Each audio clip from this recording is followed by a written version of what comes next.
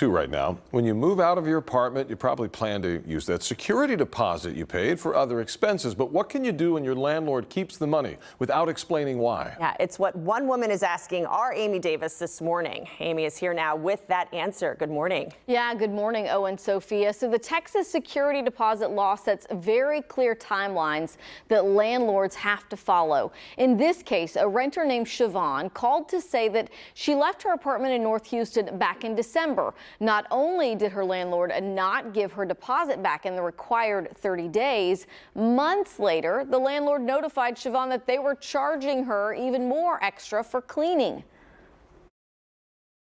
The apartment was clean and we expected to get back our deposit. Instead, we are being charged in excess of $1,500 by the apartment, claiming there were damages.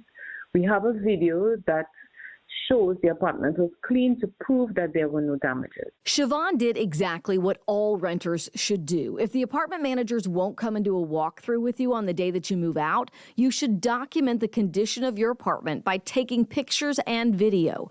In order for the landlord to return your deposit, you are required to give them a forwarding address. And then the ball is in their court. The Texas Property Code is very, very clear that the tenant is entitled to an accounting if the landlord wants to withhold any part of that security deposit. In order for the tenant to trigger their rights, the tenant is required to send their forwarding address to the landlord. The law says that within 30 days, the landlord must send the tenant all or part of their security deposit. And if they've kept any part of it, they must explain why they kept what amount. And they can't charge you for normal wear and tear. If they don't provide an accounting, like in Siobhan's case, you should write a letter and send it certified, letting your landlord know that they are in violation of the Texas security deposit law. That letter will usually do the trick. If it doesn't, you should take them to small claims court. And if the landlord cannot prove the damages they say you caused, you are entitled to 3 times your security deposit plus $100.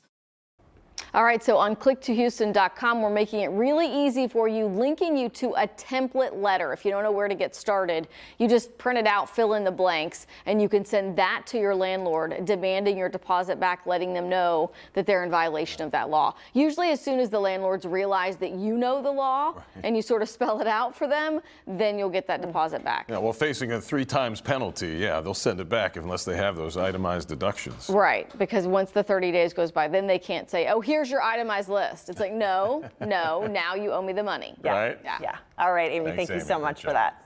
Well.